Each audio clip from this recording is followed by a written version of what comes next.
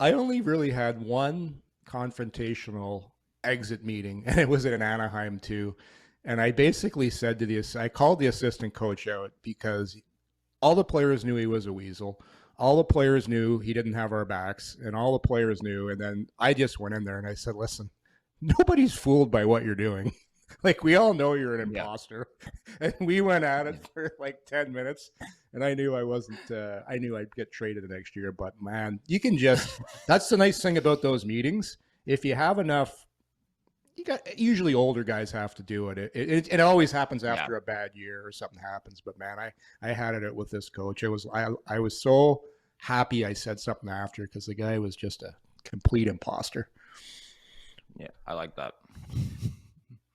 So what were Guy Boucher's like? Because he's very cerebral. I think of, you played for Paul McLean, Dave Cameron, and Guy Boucher. Would Guy's be the most in-depth? By far.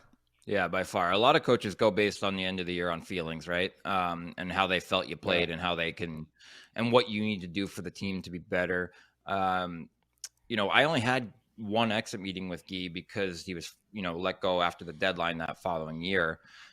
But that being said, we had a great run that year. So the meeting was good to begin with. And we talked about my regular season not being great. And he's like, I need playoff Bobby from game 1 the next year and things like that. And we had really, really good conversations, and him and I were drawing on the board and going back and forth in it. And, I've spoke extremely highly of Guy the entire time. I absolutely love playing for him, but he helped me through a lot that year. It was the beginning of some tough times for me that are very well documented, but Guy had my back and helped me through all of them. So probably the best exit meeting I have actually ever had was with him. And just a very cerebral, analytical person. Really, really awesome. I guess, was there ever one that you were like, man, I get Yorkie kind of alluded to his, but you were like, this coach doesn't get me, or this just doesn't feel right, or it's not my place to be? Like, was there anything that just felt off in any of your meetings? Yeah, for me, I think my exit meeting the year I got traded out of Anaheim, it was so short and quipped that, and Getzlaff and Perry had signed those mammoth deals, right? We lost in Detroit to round 1, and those guys had already signed those deals.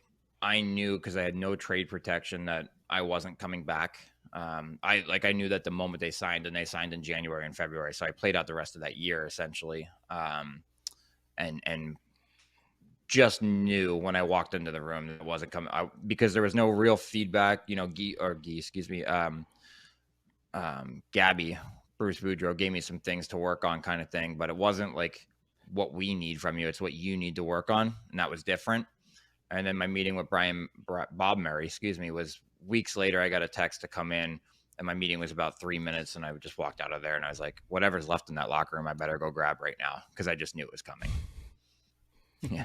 Did you take all your sticks?